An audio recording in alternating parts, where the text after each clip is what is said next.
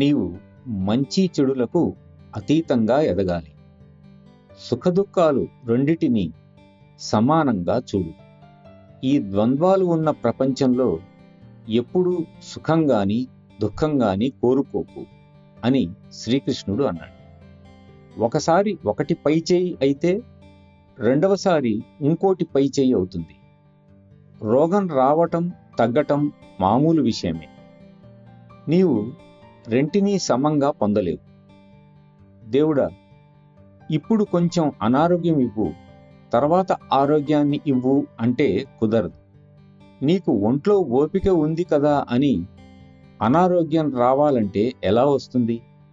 అలాగే ఇప్పుడు మనసు బాగాలేదు, అనారోగ్యం వద్దు అన్నా వీలు కాదు. నీవు రెండిటికీ సిద్ధంగా ఉండాలి. నీ సంస్కారాలు ఏ విధంగా ప్రణాళిక చేస్తాయో అలా జరగవలసిందే. కాకపోతే గురువు రక్షణ ఉంటే అవి చిరుజల్లులా వస్తాయి, పోతాయి. అందుకే ఎప్పుడూ ఆయన చరణాల నుండి దూరంగా పోవద్దు. మీకు నా ఆశీస్సులు.